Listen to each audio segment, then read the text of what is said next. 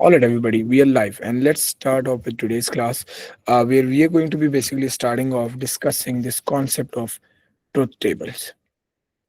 Truth tables. Now, the thing is, we learned how to write code.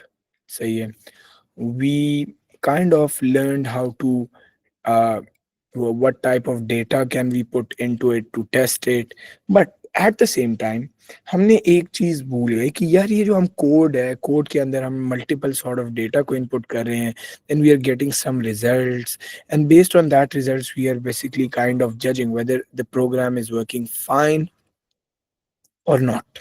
सो ये जो process हो रहा है where we basically entering sort of data, finding out the results, and then comparing whether it's correct or not is what we call as truth tables.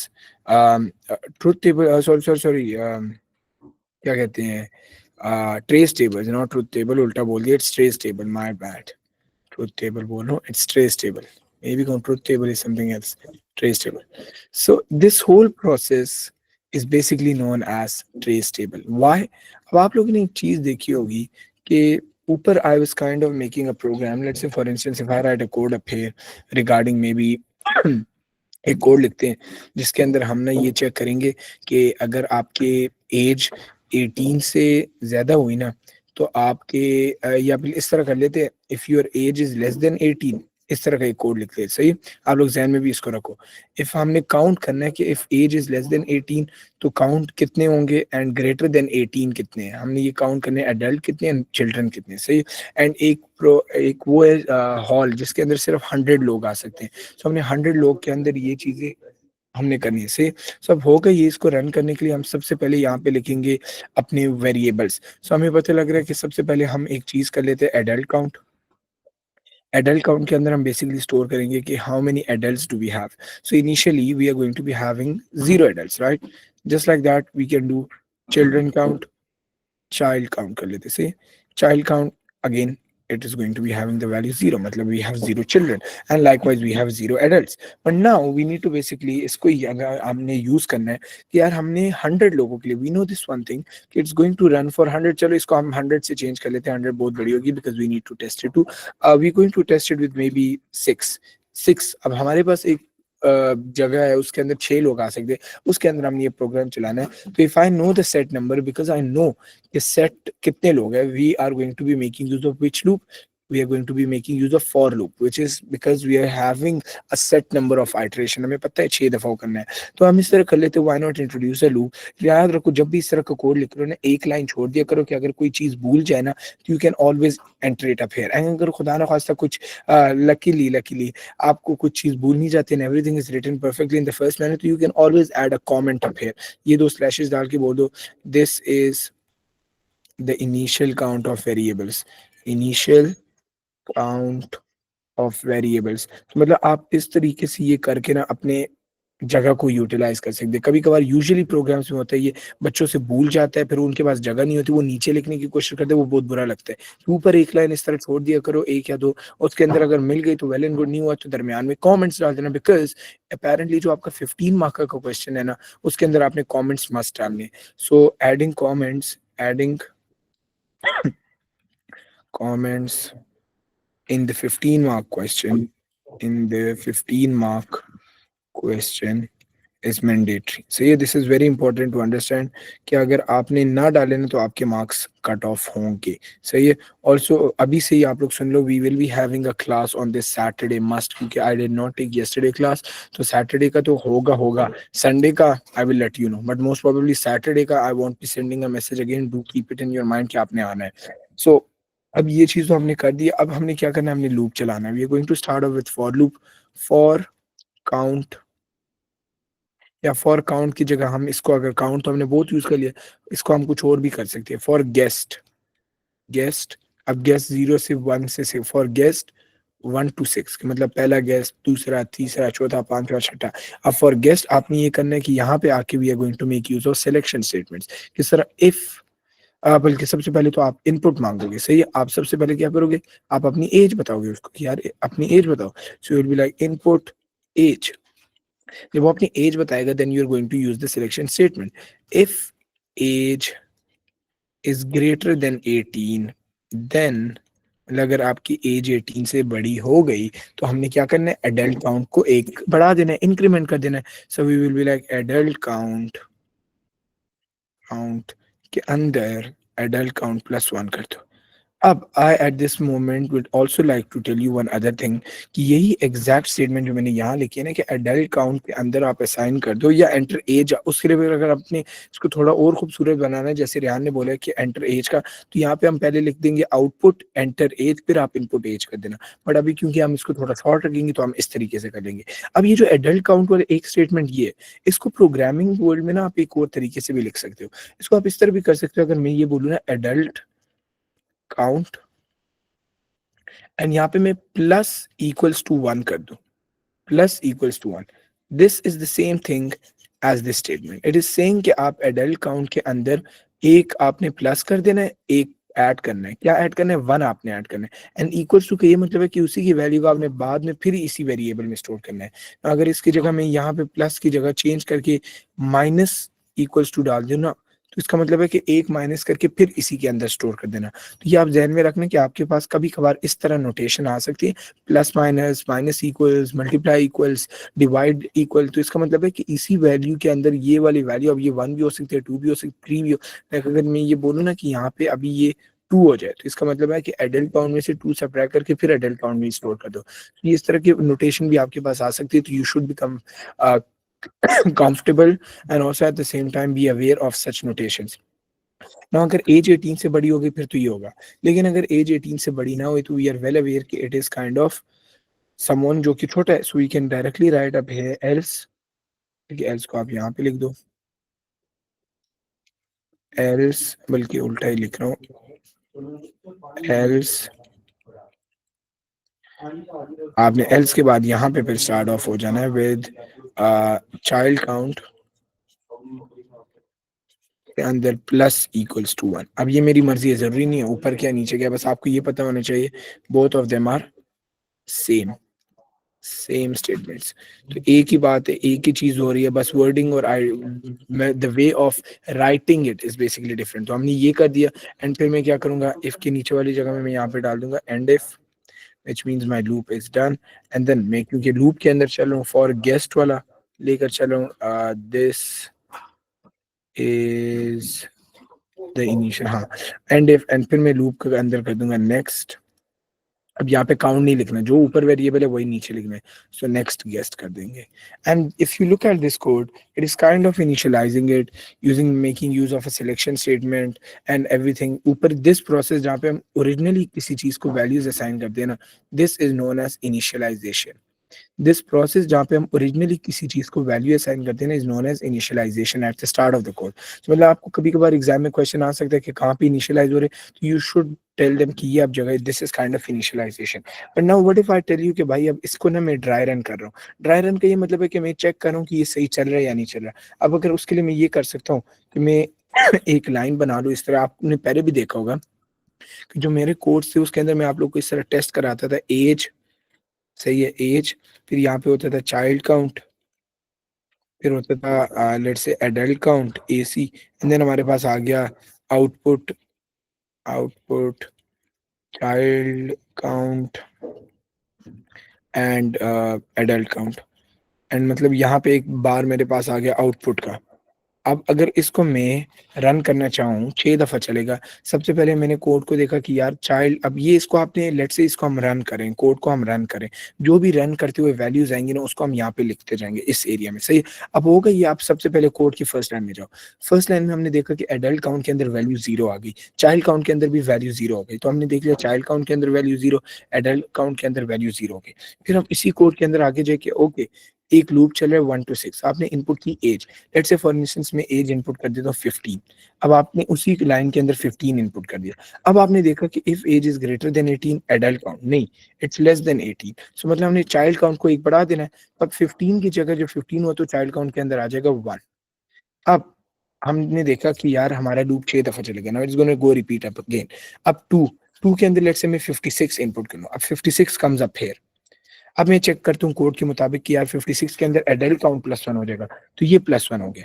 Now this is again gonna repeat guest वाले में आके 27 में input कर देता हूँ। 27 के अंदर child का कोई नहीं होगा, it is going to stay the same, तो 1 नीचे आ जाएगा, वही जो ऊपर है उतना ही नीचे भी है। लेकिन एडल्ट काउंट एक बढ़ गया तो this is gonna become a 2। फिर एक तीसरी दफा चल गया, उसके अंदर 7 वैल्यू आती है, 6 आती है। 6 के अंदर आ गई तो या फिर चलो 6 कर दे, या फिर चलो 7 ही कर दो। 7 आ गई तो चाइल्ड काउंट एक बढ़ गया, तो 1 के अंदर 2 आ गया, and at the same time adult count तो उतना ही रहेगा, तो 2 फिर रहेगा। फाइनली कोई अपनी एज इनपुट करता है 96, जिसके अंदर चाइल्ड काउंट उतना ही रहेगा लेकिन एडल्ट काउंट 3 हो गया, एंड फाइनली फिर कोई कर देता है 81, जिसके अंदर चाइल्ड काउंट उतना ही रहेगा लेकिन एडल्ट काउंट 4 हो जाएगा। एंड नाउ जब ये 6 दफा चल गया तो we get out of loop, and फिर हमारे पास आ गया, आपने आउटपुट कर देना adult count and child count. तो आउटपुट के अंदर मेरे पास क्या आंसर आएंगे, मेरे पास आएगा, सबसे पहले मैंने लिखा है चाइल्ड काउंट, तो पहला आउटपुट क्या होगा, अगर मैं उसको रेड से लिखूं, पहला आउटपुट मेरे पास आएगा 2, which is basically child count, and then I will have adult count, which is basically going to be 4. So this is my output. Now इसके अंदर हुआ ये कि I kind of entered multiple sort of data, and at the same time now if I start counting it on my own, I can see कि यार मैंने कितने adults किए, 1 2 3 4, so I should have an answer of 4, and मैंने children कितने किए, 1 2, so I should have 2 children and 4 adults. So if you look up here, it is exactly similar to what I was kind of doing, right? No, guest 1 to 6 is not initializing, that is loop. ये loop है, this was a good point. This statement is basically now start of a loop, this is different. जो initialising है वो सिर्फ ये वाला है कि शुरू में इनिशियलाइजेशन जब हम करते हैं ना, it is remember all those variable जिनके अंदर हम शुरू में इक्वल्स टू जीरो कर देते हैं ना, कि मतलब हमने वेरिएबल, अभी चैप्टर 8 में आएगा तब अच्छी समझ आएगी, बट जब हमने कोई वेरिएबल यूज करना होता है ना, हम उसको शुरू में करते हैं डिक्लेयर। तो जब हम डिक्लेयर करते हैं ना, तो उसके बाद हमने कोई इनिशियली कोई सेट वैल्यू असाइन करनी होती है। It's kind of you can से कि अगर मेरे पास एक मेमोरी स्लॉट है, तो उस मेमोरी स्लॉट के अंदर एम्प्टी उसको कोई नहीं छोड़ सकता, उसके अंदर आपने एटलीस्ट जीरो डालनी होती है। अगर इवन उसमें कुछ ना आप जीरो डाल दो उसके अंदर, तो बाद में उस जीरो को हम चेंज कर सकते हैं, 100 कर सकते हैं, 50 कर सकते हैं, stuff like that. So this is not initialization, this one is initialization. But now the important point is कि if you look at this table, हमने वैल्यूज इनपुट की, we got outputs, and we kind of run through the whole program कि how it work. This whole thing is what we call as trace table. अब ये मैं शुरू से आप लोग देख रहे होंगे, मैं आपको मल्टीपल तरीकों से ये इस तरीके से कोड टेस्ट करवाता गया हूँ। This is what we call as trace table. अब मैं आपको एग्जाम में इस तरह का कोड दिया जाएगा, आपको बोलेंगे कि वैल्यूज ये वैल्यूज इनपुट करनी है। क्वेश्चन आएगा कि input like may be 15 29 18 16 15, and then based on that आपने ये इसको फिल आउट करना है, आखिर में आउटपुट होगा। एंड देन इसको सही तरीके से करने का भी यू हैव 1 मार्क, देन इसको सही करने का आपके पास होगा 1 मार्क, इसका 1 मार्क, इसका मे बी 2 मार्क्स हो जाए, stuff like that. And then ये 5 से 6 मार्क्स का क्वेश्चन हो सकता है, 4 भी हो सकता है। सो इस तरीके से इसके आ सकते हैं। This is known as trace table. अब मैं आपको इस तरह का दूं कि सूडो कोड के कॉन्टेक्ट में तो मैंने आपको समझा दिया, we also did a good kind of practice on what pseudo codes are, right? हमने एक प्रॉपर प्रोग्राम लिख दिया। Why not look at this on the basis of flow chart, क्योंकि यू आर वेल अवेयर कि आपको सिर्फ pseudo code की practice नहीं, ये जो जो प्रोग्राम हम सूडो कोड में लिखते हैं ना, काइंड ऑफ यही सारा प्रोग्राम जो मैंने सूडो कोड में लिखा है ना, ये सेम टू सेम आप फ्लो चार्ट में भी लिख सकें। तो आपके प्रैक्टिस में usually flow chart is tested less, but flow chart के अंदर भी आपको ये करना आना चाहिए। अब फ्लो चार्ट के अंदर एक चीज जो शायद मैंने पढ़ाई तो थी, लेकिन स्टिल अगर मैं आपको ये बोलूँ कि लूप चलाना है 6 टाइम्स, 6 टाइम्स अगर मैंने लूप चलाना है, तो उसके अंदर फॉर टू नेक्स्ट की जगह आप ये कर देना कि हम फॉर टू नेक्स्ट नहीं यूज करेंगे, हम ये करेंगे लाइक फॉर इंस्टेंस इसी कोड को अगर मैं जल्दी जल्दी आपको लूप्स के कॉन्टेक्स्ट में समझा दूं, तो फ्लो चार्ट के अंदर यही चीज बनाते हैं, आपकी प्रैक्टिस हो रहा है। तो उसको क्या होगा, सबसे पहले हमने क्या करना है, ऊपर हमने लिख देना है स्टार्ट, हम लिखेंगे स्टार्ट। स्टार्ट करने के बाद आपने ऊपर वाले कोड के अंदर देख लिया कि यार हमने सबसे पहले की है initialization, so we can do initialization. We can write adult count, and we can initialize the value as 0. Then I can do child count, and I can initialize the value as 02. So हमने ये दो तो कर लिया। उसके बाद आपने देखा कि we have a loop। अब लूप चलता है इस तरह कि इसके अंदर we can not run a proper loop. So what we can do is कि हम for loop तो यहाँ पे यूज नहीं कर सकते, हम यहाँ पे ना एक काउंट वेरिएबल कर देते हैं। काउंट वेरिएबल की ओरिजिनली मैंने वैल्यू 0 कर दी। Now I need to run this count वाला variable, and I need to ensure कि ये सही से काम करे। मैंने रिपीट अनटिल वाला काम चलाना है। किस तरह? अब मैं ये करूंगा, इफ नीचे आऊंगा, मैं यहाँ पे एक ना डायमंड वो कर दूंगा, if count is count is greater than 5। Count is greater than 5 तभी होगा जब 6 हो जाए। क्यों? क्योंकि सबसे पहले उसके अंदर 0 है, फिर 1 हो जाएगा, फिर 2 हो जाएगा, फिर 3 हो जाएगा, फिर 4 हो जाएगा, एंड 5 जब हो जाए तो ये जब 6 बनेगा तो हमने देख लिया ये कितनी दफा लूप चला है, 1 2 3 4 5 6, तो इट्स गोना रन 6। वही 0 से अगर इसको मैं काउंट को 1 से स्टार्ट कर दूं तो फिर ये हम कर सकते हैं ग्रेटर देन 6। तो ये एक बात है, आपको इसकी समझ आनी चाहिए। तो इस इफ को यहाँ पे इफ नहीं लिखना। यहाँ पे जब हम फ्लो चार्ट्स की बात कर रहे होते हैं ना, तो फ्लो चार्ट्स में इंश्योर यू राइट इज वाला word, is count greater than 5। अब यहाँ पे ये होगा कि अगर मैं बोलूँ यस, एक एरो मैंने बना दिया यस, तो हमने ये देखा कि अगर हमारा काउंट मतलब लूप से हम निकलते हैं तो हम क्या करें, हम सिर्फ आउटपुट करें। तो आउटपुट करने का क्या सिंबल था, अगर आप लोग को याद हो, it is kind of like this. So हम इस तरह को आउटपुट सिंबल बना देते हैं। सही है। एंड इसके अंदर मैं यहाँ पे लिख देता हूँ आउटपुट। एंड हमने किन किन चीजों को आउटपुट करना है उनके नाम आप यहाँ पे लिख दो। Adult count, adult count, and then you need to add a comma, and after that you add child count. ये तो हमने कर दिया, बट ये तो हमने कर दिया विदाउट लूप। अगर यहाँ पे लूप के बाद लूप के अंदर क्या सीन होगा, यस, तो यहाँ पे हम उसी लाइन को कंटिन्यू करेंगे, इंश्योर कि आपके पास एक प्रॉपर स्केल हो कि ये प्रॉपरली आप स्ट्रेट फॉरवर्ड तरीके से बना सको। Now for instance if your count is not greater than 5, which basically means कि you are running a loop, तो हम लूप के अंदर चले जाएंगे। लूप के अंदर हमने सबसे पहले क्या किया, हमने लिए input. So we can take the input symbol, इस तरह का एक वो बना लेते हैं। इसके अंदर हम डाल देते इनपुट, एंड यहाँ पे हम लिख देंगे एज। जब हम इनपुट एज कर लेना तो हमारे पास एज अंदर कंप्यूटर प्रोग्राम के अंदर है। Then we are using making use of a selection statement. अब हम जैसे ऊपर किए उसी तरीके से we can continue doing it नीचे टू। लाइक इसको अगर मैं थोड़ा सा छोटा कर दूं, I made it quite big though, so इसको अगर मैं थोड़ा सा यहाँ तक ले आऊं, इस तरह समझ लो से। सो ना हम यहाँ पे ना एक फिर से वो कर लेते हैं सिलेक्शन स्टेटमेंट। किस तरह हम इसी को कंटिन्यू करते हैं like this, and then again make use of selection statement. अब यहाँ पे मैं लिखूंगा is age greater than 18, if it's yes, तो आपने क्या करना है, हमने एक डब्बा बना देना है, प्रोसेस वाला डब्बा। दिस डब्बा is known as what, this is the process डब्बा। उसके अंदर हम कर देंगे एडल्ट काउंट, एंड उसके अंदर आपने क्या डाल देना है, adult count plus one, adult count plus one. And नीचे जाके हमने क्या करना है, if it's no, if it's no, फिर आपने क्या करना है, आपने चाइल्ड काउंट को कर देना है, इंक्रीमेंट कर देना है। इंक्रीमेंट क्यों, हमने एक से बढ़ा रहे हैं तो we are incrementing it by one. So child count, अंदर child count, count plus one. And एक दफा ये दोनों हो जाए तो आप लोग तो कहेंगे हो कि यहाँ से तो हो गया, बट हम तो ये लूप चला रहे हैं, we need to also ensure कि काउंट की वैल्यू भी बढ़ रही हो। तो हमने दोनों आइदर वे हमने यहाँ पे एक और डब्बा बनाना है जिसके अंदर अगर हम नो से भी आ रहे हो या यस से भी आ रहे हो तो हमारे काउंट की वैल्यू बढ़ रही हो। सो काउंट के अंदर हम डाल दे काउंट प्लस वन। उसको करने का ये तरीका होगा कि वाई नॉट, यहाँ से जो हमारे पास एक किस्म वायर आ रही है ना, उस वायर को पहले हम ले आए यहाँ तक like this, and just like that हम यहाँ से भी इसी वायर को कंटिन्यू करें, and we bring this wire connected to this like this. So हमारी अगर यस होता है फिर भी आपने काउंट को बढ़ा देना, नो होता है फिर भी काउंट को बढ़ा देना।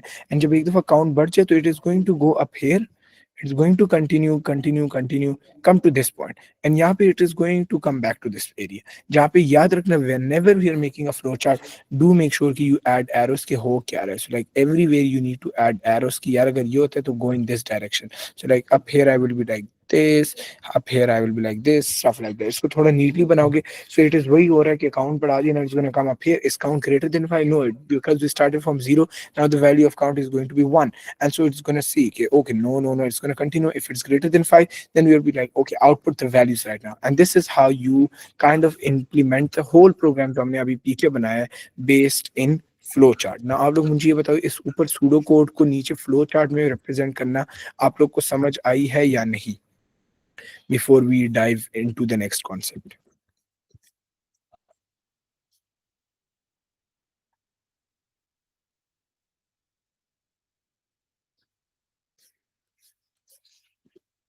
Perfect. All right, so let me see if we have an example um for what do we call it, क्योंकि मैं चाहता हूँ आप लोग को ना एक एग्जांपल मैं करा दूँ ट्रेस टेबल की, लेकिन काइंड ऑफ हो गए इस तरह। कि अगर 7.14 एक्टिविटी 7.14 कहाँ पे? अच्छा, ये तो बबल सॉर्ट के ही अभी आप लोगों ने नहीं पढ़ा, बट काइंड ऑफ यही जो हमने वो किया ना, इसी तरीके से आपका आई can do it with the grades. Let's kind of इसी को ही अगर मैं थोड़ा सा, this is basically trace table है, इस तरीके से आपने टेबल बनानी होगी।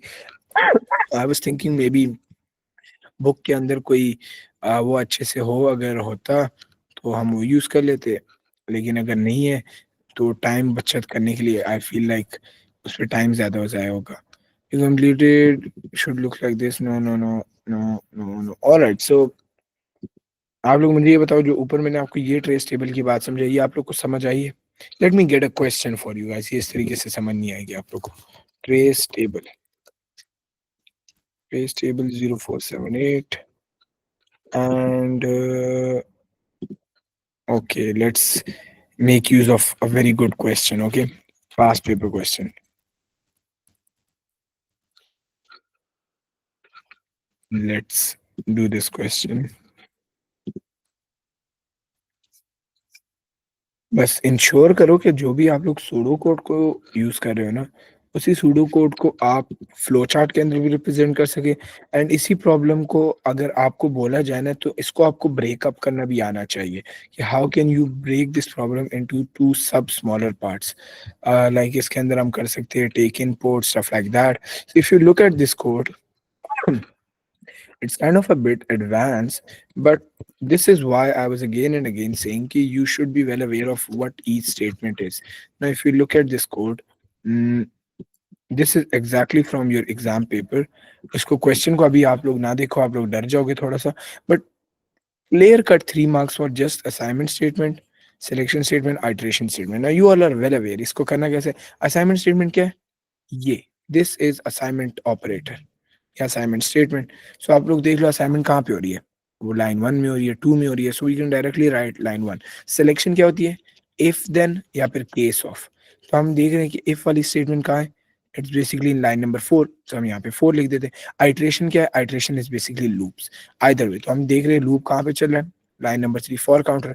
सो फॉर नहीं, आपने यहाँ पे लिख देना लाइन नंबर 3।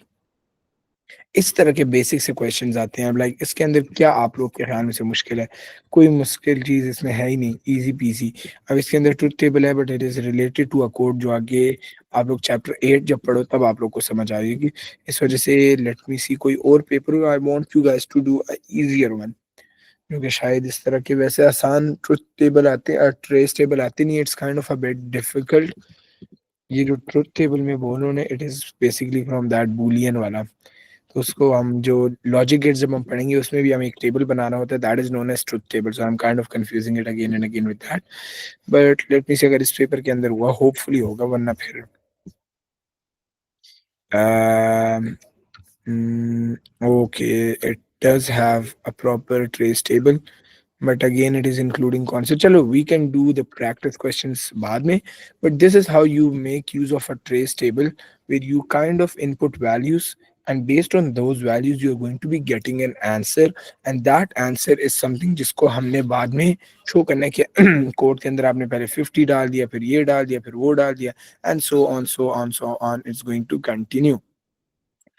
अब अगर हम इस कोड को देखें एंड आपको मैं ये बोलूं, look at this flow chart, look at this. Okay, let's paste it up here. I hope you guys can see it clearly. सही है, let's zoom in up here. And हमने ये बोल दिया कि आपने ना यहाँ पे हम ट्रेस टेबल इसी का बनाते हैं। किस तरीके से? आपके पास एक इस तरह का टेबल होगा, उसके अंदर इस तरह के खाने होंगे, उसके अंदर आपके पास सेक्शंस होंगे। एक के अंदर होगा ए, फिर आपके पास होगा बी, आपके पास होगा सी, आपके पास, बल्कि इस तरह ना करो, इस तरह कर लेते हैं, इन तीनों को आप कॉपी करके थोड़ा इधर ले आओ। यहाँ पे, यहाँ पे सबसे पहले आपके पास आएगा एक्स, तो आपके पास आएगा X and A B C X, and यहाँ पे लेट से आपके पास आ गया आउटपुट। अब हमने ये इस कोड को रन करना है वो करना है, ट्रेस टेबल के थ्रू सॉल्व करना है। अब अगर हम इसको ट्रेस टेबल के थ्रू सॉल्व करेंगे, उसका तरीका ये कि आपने देखना है कि कोड के अंदर हो क्या रहा है, फ्लो चार्ट के अंदर हो क्या रहा है। यूजुअली ट्रेस टेबल में आपको फ्लो चार्ट आपका यहाँ पे टेस्ट होता है एग्जाम के अंदर, वो आपको इस तरीके का वो दे देंगे, आपने इसके बेसिस में एक ट्रेस टेबल को फिल आउट करनी है। सबसे पहले हम कोड को देखते हैं, हम पहली लाइन पढ़ते हैं, वी सी इस डब्बे के अंदर कुछ हो रहा है, and that is none other than initialization. So हमने करना है initialize. We need to initialize variable. So if we see we don't have anything in x, we have a as 0, we have b as minus 1 0 0 0 0 0 0 0, and then we have c as 1 0 0 0 0 0 0 0 output. Now हमने input करने हैं maybe 5 values. Random में ले लेता हूँ. Let's do something like 120, 80, 5, 10 and 4. इन 5 का हमने करना है। अब कोड के अंदर सबसे पहले input x, so let's say this is the first value which we are inputting, so हमने यहाँ पे कर दिया 120। अब हम नीचे, is x greater than b? Yeah definitely, why? Because 120 is way greater than negative something, right? So b के अंदर आपने डाल दिया value of x, so b के अंदर आ गया 120। देन आप आगे नीचे, अब इसका वही आपने फ्लो को फॉलो करना है। We are coming up here now, यहाँ पे आगे, is x less than C? Is x less than c? Yeah we see के 120 is way less than 1 lakh, so हमने क्या कर दिया, यस, सी के अंदर भी हमने एक्स की वैल्यू डाल दी, सो 120 इधर भी आ गया। Now is a less than a plus 1? Is 0 less than 0 plus 1? अगर देखो, यस इट इज राइट, तो हम नीचे चले गए। A is less than a plus 1, I guess code के अंदर तो मसला नहीं है। अच्छा, बाय द वे, इस कोड के अंदर मसला है, it should be A equals to A plus 1, या बल्कि perhaps they're kind of they missed the arrow up here. It is going to be like this, सही है? So they missed it, I guess. So it is kind of saying कि a के अंदर a plus 1 कर दो, तो 0 के अंदर 0 plus 1 किया, 1 आ गया, and you need to assign that into a, तो हमारे पास यहाँ पे 1 आ गया। Now is a less than 10? Yes it is, go up there। अब फिर हमारे पास आ गया 80, आपने इनपुट करना है, so हम 80 को इनपुट करें इस दफा, so let's input 80। is 80 greater than b? No it's not, so हम सीधा डायरेक्टली नीचे आ गए, यहाँ पे 120 है। is x less than c? is x 80 less than c? yes it is, so हमने c के अंदर 80 डाल दिया। नाउ नीचे गए, नो, हम कंटिन्यू, a के अंदर a बढ़ गया, 2 आ गया। नाउ थर्ड वैल्यू 5 इनपुट हो गई, फिर ऊपर गए, is 5 greater than p? No it's not, तो जहाँ पे कोई चीज नहीं हो रही, so I can write 120 up here, और इफ आई वांट तो I can leave it blank too, like मैं कुछ भी ना लिखूं, तो इट इज एज्यूम कि जो वैल्यू ऊपर जहाँ पे भी लिखी हुई है ना, वही वैल्यू नीचे भी कंटिन्यू होती जा रही है। सही है, ये ध्यान में रखना। अब इस 5 less than C? Is 5 less than C? Yes it is, तो हमने सी के अंदर 5 डाल दिया, सही। एंड देन आपके पास आगे एक के अंदर एक बढ़ा दो, this is basically increment, we are incrementing, this process is what, increment. Then is a less than 10? No, right? So let's update this code to 5, क्योंकि हमारे पास 5 वेरिएबल्स है। So you go up here and ये देखो, हम ऊपर नहीं जा रहे, अगर ये हम यहाँ जाते ना, यहाँ, तो फिर हमने हर एक वैल्यू को फिर से रीएनालाइज करना था, इनिशियलाइज, क्योंकि हम नहीं जा रहे, तो अभी हम यहाँ तक ही आएंगे। अब यहाँ के अंदर हम फिर क्या करेंगे, इनपुट हमने कर दिया 5 के बाद 10, is 10 greater than b? No it's not, so 120 ही चलता जाएगा। लेकिन is it greater less than c? No it's not again, तो इसी तरह कोड चलते गया, a के अंदर सिर्फ वैल्यू बढ़ गई, बस बाकी कुछ नहीं हुआ। then we input it 4, and अब वो बोल रहा है कि is 4 greater than b? No it's not, तो इसी तरह is 4 less than c? Yes it is, kind of it is, तो we can say कि 4 यहाँ पे एक बढ़ गया, and at the same time ने a की वैल्यू बढ़ा दी, तो 5। and is a less than 5? No it's not, so हमने क्या किया, output b c, so you need to output b, the value of b is basically 120। How did I get to know? This same value is copied, या अगर आप लिखते जाओ मसला नहीं है, ब्लैंक छोड़ो तो इट्स अज्यूम की ऊपर वाली वैल्यू है, and it's 4। Now if you look at this, आपका इसके अंदर होता ही है, you just did it perfectly, हमने एक अच्छा खासा ट्रूथ बोलूं ट्रेस टेबल को सॉल्व कर दिया। बट नाउ आपके पास जो एग्जाम के अंदर इसका पार्ट बी आएगा ना, वो आपको यूजुअली बोलता है purpose of program. Purpose of program मतलब आप मुझे ये बताओ कि ये जो हमने कोड लिखा था, इसका पर्पस क्या है? So based on this, if you look at this, what are we kind of doing? Like हम ये क्या करना चाह रहे हैं? हम ये क्या करें? If you just look at this code, हमारे पास values 120, 80, 5, 10, 4 हुई, and at the end we have 120 and then we have 4. So if we look up at the above data जो मेरा data set था, we can say कि यार मैंने इस 5 data में से अपने सबसे maximum data को अलग कर दिया, max value, एंड मैंने अपने मिनिमम वैल्यू को भी अलग कर दिया, and I kind of output it कि यार जो मेरा डेटा सेट है उसके अंदर सबसे मैक्सिमम वैल्यू क्या है, सबसे मिनिमम वैल्यू क्या है। सो We can say that the purpose of the program is to basically calculate the maximum and minimum value among the inputted data. Maximum and minimum value among the given data set. And this is what we call as truth table. अब आप लोग मुझे ये बताओ, truth table के जो हमने वो किए ये आपको समझ आई? जो हमने पर्पस ऑफ प्रोग्राम की बात की ये आप लोग को समझ आई है या नहीं? Manal and Ryan, is it clear? Perfecto. Manal, any questions or is it clear? Perfect, perfect, perfect. Great to know that. So now, once we are done with this, अभी हमने एक final चीज ये देखनी है. You need to understand कि how do you write codes. Say there are a number of stages when producing an algorithm. I don't want to waste the time by kind of rewriting everything, and so I'll be kind of looking directly pasting this picture from the book ताकि हम जल्दी जल्दी just उसको हम analyze कर ले कि हम अब जब भी कोड लिख रहे होते we kind of discuss this at the very start. If you remember हमने P2 start करते हुए मैंने आपको बताया था कि these are basically the steps followed when you want to write a code. Steps सही है, so हम यहाँ पे लिख देते हैं steps. Steps to follow. अब होगा ये इस तरह कि you have the first step. जब भी आप कोड कोई एल्गोरिथम बना रहे हो ना किसी प्रॉब्लम के लिए, कोई भी सूडो कोड वो कर रहे हो, तो आपने ये करने की सबसे पहले आप जो प्रॉब्लम आइडेंटिफाई करें ना उसको आप क्लियरली स्पेसिफाई कर ले. मतलब जब अगर आप आपके पास 15 मार्क का क्वेश्चन आता है ना, आपने आइडेंटिफाई कर देना है कि यार मेरा पर्पस क्या है, what do I need to find, क्या क्या टास्क मैंने अचीव करने. कोई नहीं, आपने डायरेक्टली कभी 15 मार्क का क्वेश्चन स्टार्ट नहीं करना.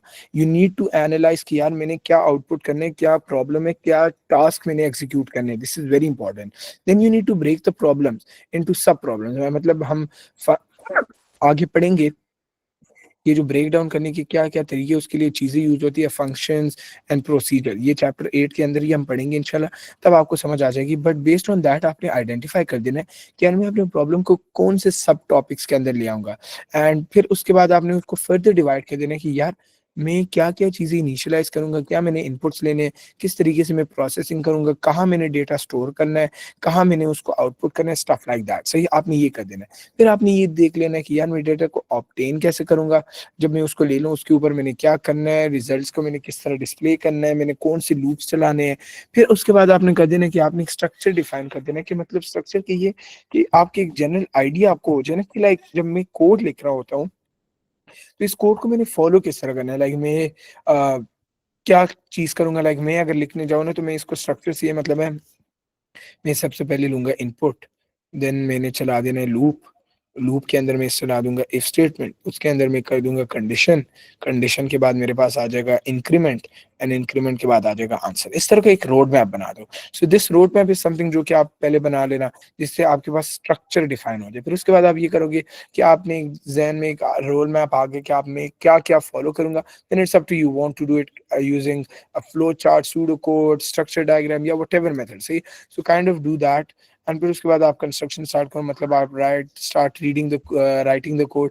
डू इंश्योर कि whatever code you are writing it is something जो कि easily read हो सके and can also be understood. Don't try to over complicate the code because at the end you will be marked by examiners. So I don't want कि आप लोगों में से किसी के marks lose हो just because आपकी logic सही हो लेकिन वो explain सही तरीके से नहीं हो. So wherever you feel like your code is something जो कि अच्छे से explain नहीं हो पा रही तो आप comment डाल के explain it. एक्सप्लेन करो अपने कोड को कि I am trying to do this, कि एग्जामिनर आपको मार्क्स ना आपके काटे. एंड दिस इज समथिंग जो कि आप हर जगह यूज कर सकते हो. Even if it's like a 4 mark question but you feel like कि अब यूजुअली क्वेश्चन क्या होते हैं, क्वेश्चंस आते हैं कि यार आप में एक प्रोग्राम बना देना जिसके अंदर वो 30 डेज का ना टेम्परेचर आपसे नोट करे. 30 डेज नहीं, एक मंथ का टेम्परेचर. अब एक मंथ के अंदर हमें पता है it can be 31 days and it can also be 30 and then we can also have the special case of 28 days. अब इनमें कौन सा करना है, अब एग्जाम में सोच तो नहीं सकते. तो व्हाट आई डिड वाज मैंने 30 ले लिया and at the same time I added a comment assuming assuming the month is of month is of 30 days. अब वो उसका यही फ़ायदा हुआ कि अगर मैं 30 का कर रहा हूँ, तो एग्ज़ामिनर को पता लग गया क्योंकि he took it with the mindset कि 30 days है rather than 31 एंड सो इस तरीके से try to explain your code सही है। एंड फिर उसके बाद ये कि आपने डेटा को एंड में टेस्ट कर देना with normal, abnormal and boundary data to see अगर कोई एरर्स हैं, अगर कई एरर्स आते हैं उसको सॉल्व कर दें, अगर नहीं आते तो you are good to go and congratulations with that we have almost completed the whole of chapter number 7. We are done with chapter 7 and now we are officially going to be starting off with chapter number 8. There are a few minute topics of chapter 7 जो मैंने छोड़ दिए थे जानबूझ के, जो कि थोड़े से एडवांस लेवल के एल्गोरिथम्स थे जो कि मैं चाहता था आप चैप्टर 8 को पहले कर लो, तो उसके बाद हम उस पे आएंगे तो हमें बहुत अच्छे से समझ आएगी। अब हमने करना ये कि we are not going to be stopping right now, we have like 15 minutes left and we are basically going to be discussing some very important programming concepts. हमने सबसे पहले जो चीजें समझनी है ना कि प्रोग्रामिंग एक स्किल है जिसके ऊपर काफी टाइम लगता है सही है। सबसे इम्पोर्टेंट बात ये है ना कि आप ये समझिए कि प्रोग्रामिंग ऐसी नहीं है कि जैसे नॉर्मल सब्जेक्ट्स होते हैं एंड आपको फौरन समझ आ गई वगैरह वगैरह वगैरह। It is definitely going to take a lot of your time, but अगर आप प्रैक्टिस करो तो आपके बहुत अच्छे से आप सीख जाओगे। Now I want you guys to tell me कि आप लोग को अभी तक जो हमने चैप्टर 7 में पढ़ा है, जो भी अभी तक पढ़ा है, is that clear that you guys want any sort of revision of any subtopic? तो अगर कोई है तो let me first clarify that before moving on ahead with the advanced concepts of chapter number 8. Because chapter number 8 is where officially आपके 15 mark की game ज्यादा आने लग जाती है। परफेक्ट मनाल रेहान, आपका क्या सीन है?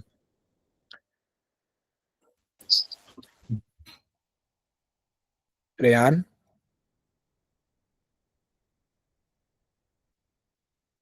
alright, I feel like Rehan might have gotten disconnected. Okay, okay, yeah, समझ आ गई थी connection issue. No, no, no worries, no worries. So अब ऐसा है, let's start off officially with chapter 8. The name of chapter number 8 is none other than programming. But the thing is, जो हमारे पास book के अंदर chapter number 8 डिस्कस किया जा रहा है, that is making use of programming language. But we are only going to be dealing with what? We are going to be dealing with pseudocode. Pseudocode. अब जब हम सूडो कोड के साथ deal कर रहे होंगे ना, तो हमारा सिर्फ खाते ये होगा कि हम देखेंगे जो हम अभी तक चैप्टर 7 में प्रैक्टिस कर रहे थे उन्हीं चीजों को लाएंगे, but we are kind of going to be looking into some concepts related to programming too. अब आपको सबसे पहले ये समझने की जरूरत है कि when we are dealing with programming there are a few constructs. So there are 5 basic constructs. Basic constructs. By constructs I basically kind of mean to say कि जब आपने प्रोग्राम लिखना होता है ना, तो आप इन 5 चीजों को मेक यूज करते हैं टू डेवलप अ प्रोग्राम सही है। So you to use it for developing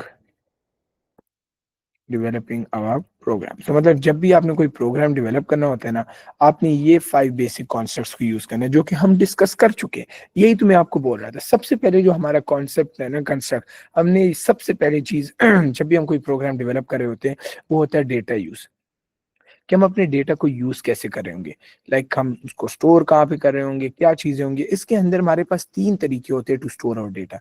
the first one is basically known as variables. Variables is the one जो मैंने आप लोग को बताया था कि ऊपर जितनी हम जो चीजें डिक्लेयर कर रहे थे ना, कि may be age, count, adult count, all of these things are basically variables, something which is storing data temporarily. Then we have something known as constant, इनका difference मैं आपको समझाता हूँ, which is kind of again storing values. And then we have something known as arrays. अब arrays is something जो आप लोग new पढ़ोगे, this is chapter 8 का concept, जो कि सबसे बच्चों को यूजुअली मुश्किल लगता है, वो एरेज लगता है। But arrays is not that difficult. जब इसको हम आराम से पढ़ेंगे ना तो आपको समझ आ जाएगा इट्स नॉट दैट डिफिकल्ट। फिर जो सेकंड इंपॉर्टेंट चीज आपकी होती है ना, that is basically known as sequence, which is basically, अगर आपको याद हो मैंने आपको चैप्टर 7 में ही बताया था कि sequence is basically order of steps in a task. मतलब हम पहले इनपुट ले रहे हैं, then we are kind of using a selection statement, then we are outputting something, and then we are maybe again outputting something. So जो order जिसको follow किया जाता है ना, दैट टर्म फॉर, लाइक आपको क्वेश्चन आता है कि डिफाइन सीक्वेंस, तो आपको पता होना चाहिए कि sequence refers to the order of steps in a task सही है। उसके बाद हमारे पास तीसरी जो चीज आती है ना, जो तीसरे कंस्ट्रक्ट ऑफ प्रोग्रामिंग है, that is known as selection. And selection basically refers to choosing a path through the program. Choosing a path through the program. मतलब हम if this statement is true then do this, else do that.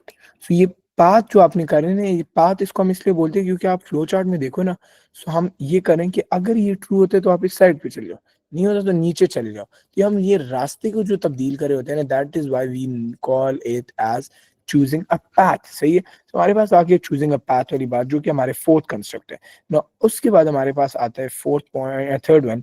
Fourth point जो हमारे पास आता है that is known as iteration. Iteration जो कि मैंने आपको बताया हुआ है, known as it's what loops. So it is repetition, repeat, repetition of a specific of a sequence of steps in a program. इस तरह कर लो, repetition is a repetition of a sequence of steps in a program, sequence of steps in a program, in a program. This is known as iteration. And finally हमारे पास जो एक last important चीज है ना, that is known as operator use. Operator use का मतलब है कहाँ पे कौन सा ऑपरेटर यूज करना है, एंड यूज करना है, और यूज करना है, प्लस करना है, माइनस करना है, क्या चीज है। तो उसका मतलब ये होता है कि अर्थमेटिक फॉर कैलकुलेशंस। अर्थमेटिक आपको याद होगा, arithmetic basically refers two plus minus divide multiply, and उसके बगैर ये कि logical and Boolean, logical and Boolean for decisions. अब आप सोच रहे होगे कि लॉजिकल बूलियन क्या है, अर्थमेटिक क्या है। तो उसको मैं यहाँ पे आप लोग को थोड़ा सा आइडिया दे देता हूँ कि जो हमारे पास अर्थमेटिक वाले आते हैं ना, arithmetic, these are basically the one जिसके अंदर हमारे पास आ गए plus minus multiply divide. And जो हमारे पास लॉजिकल एंड जो हमारे पास बूलियन आ गए ना, इसके अंदर हमारे पास आ गए ऑल दोज लॉजिक गेट्स वाले, लेकिन इंपॉर्टेंटली एंड और नॉट, सही है, एंड लॉजिक गेट्स वाले। But the first three are the one जो कि इंपॉर्टेंटली यूजुअली आपके सूडो कोड के अंदर इस्तेमाल किए जाते हैं। अब बेस्ड ऑन दिस हमारे सबसे पहली जो चीज आप चैप्टर नंबर 8 में पढ़ोगे ना, that is the difference between variables and constants, variables and constant. अब हमें जनरली ये तो पता लग गया कि व्हाट वेरिएबल्स आर, मतलब जो मैं इनपुट के अंदर एज ले रहा हूँ या जो भी मैं काउंट कर रहा हूँ, any that object which stores a specific value, उसको मैं नाम दे रहा हूँ variable. But what does, how do you define variable? It is basically, it is you can say a name, बल्कि इसको इस तरह कर लो, it is a named data structure, a named data structure, a named data structure करते हो, या फिर इस तरह कर लो, इट इज अ डेटा। एक सेकंड, इसको इस तरह कर लेते हैं, इसको थोड़ा सा चेंज कर लेते हैं, rather than writing it the complex way, we can kind of mention it कि यार आपके variable is that name data store that contains a value. मतलब आपके घर के अंदर एक स्टोर रूम होता है ना, उसके स्पेसिफिक इस तरह खाने होंगे, हर वो खाना जिसके अंदर कोई वैल्यू होगी उसका हम वेरिएबल नाम दे देंगे। तो वी कैन से क्या variable in a computer program is a named data store that contains a value. So a named data store, इस तरह कर लो, a named data store that contains a value।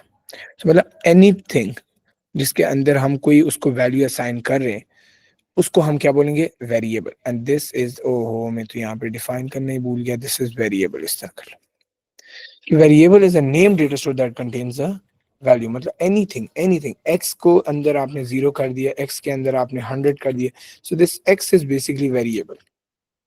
And now the constant is kind of a similar thing, but there is a slight difference. Constant is basically that kind of computer program or in a name data store that contains a value that does not change during the execution of program. So इसके लिए हम यहाँ पे पहले हम ऊपर वाले को ही थोड़ा अगर modify कर लें, so we can say कि a variable can change its value,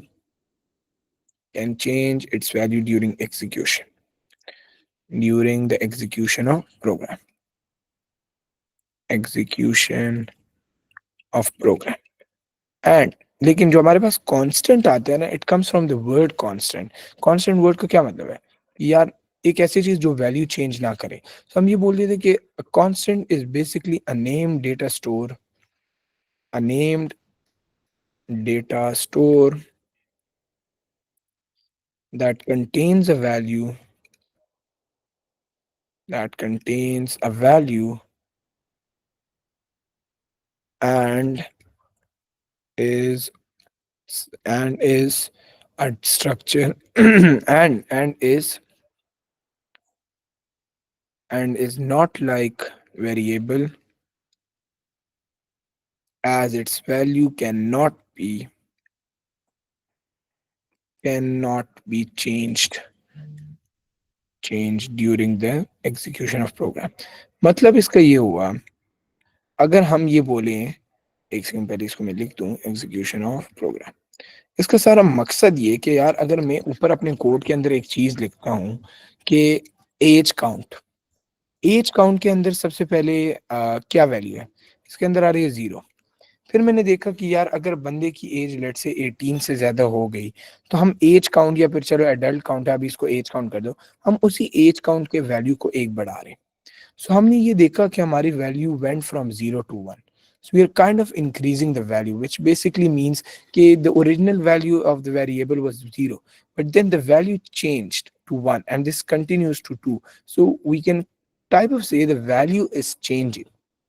any such data store जिसके अंदर आपकी value is again and again updating. X की वैल्यू 0 थी, देन इट बिकेम एक्स की वैल्यू 1, देन एक्स की वैल्यू बन गई 2। अब ये वैल्यू जहां जहां पे चेंज होती है ना, that is known as variable. But then there are a few things जिनको हम बोलते हैं कि उनकी वैल्यू कभी चेंज हो ही नहीं सकती। मतलब आपको मैं ये बोलूं कि आप लोगों को पता है कि सर्कल का एरिया क्या है। सर्कल का area is pi r square, right? So if you have to write a code जहाँ पे आपने pi r square करना है, तो we know कि यार जो pi है, pi it has a constant value of 22/7, or you can say 3.14 and so on, right? तो अब हम ये कर लेते हैं कि why not rather than अगर हम एरिया कैलकुलेट करें उसके अंदर 3.14 के साथ हम रेडियस को मल्टीप्लाई करें, एंड फिर ये हो वो हो, हम बार बार उसको लिखें, तो what we can do is हम एक ही गो में एक चीज बना लेते कांस्टेंट। हम बोलते थे कांस्टेंट है हमारा पाई, कांस्टेंट पाई, जिसके अंदर वैल्यू हमारे पास क्या है, 22/7। Now you don't have to re again and again assign a value, because जब हम एक दफा उसको कांस्टेंट डिक्लेयर कर देना, तो even if you want to update the value of pi to maybe 2, like ऊपर हम क्या कर रहे थे, एक्स के अंदर 0 है, अगली लाइन में एक्स में 1 हो गया, चल गया। लेकिन एक दफा आप प्रोग्राम के अंदर कांस्टेंट वो करके आप पाई की वैल्यू 2 करना चाहो ना, this will be giving you an error. Why? Because आपने ऊपर उसको कांस्टेंट डिक्लेयर किया हुआ है। So this is the difference between variable and constant, कि कांस्टेंट भी वैल्यू स्टोर करता है just like variable, but a variable value can be change during the execution of program, where constant की value कभी आप चेंज नहीं कर सकते during the execution of program. ये यूजुअली एमसीक्यू आता है, एमसीक्यू बोलो, क्वेश्चन आते हैं वेयर दे से कि यार आप बताओ आपके वो क्या है, what do we call it, constant क्या है वगैरह, वेरिएबल क्या है वगैरह, and stuff like that. But now the thing is you need to understand one thing. The thing is कि अगर मैं ये बोलूं कि हमने वेरिएबल बनाने हैं, तो यार अगर आप में से कोई स्कूल में एडमिशन लेता है, तो आपके स्कूल को कैसे पता लगता है कि यार ये बच्चा हमारे पास एक स्टूडेंट है, रजिस्टर्ड है? How does that school gets to know? उसके लिए आप क्या करते हो, you take admission, right? And by taking admission the school basically gets to know कि यू आर दैट स्पेसिफिक बंदा और बंदी, राइट? अब for a computer you cannot take admission, right? So what we do is we declare ourselves with the computer memory. So we declare variables and we declare constants। हम उसको बताते हैं कि भाई आई एम दिस स्पेसिफिक चीज जिसकी कोई value होगी वगैरह वगैरह वगैरह।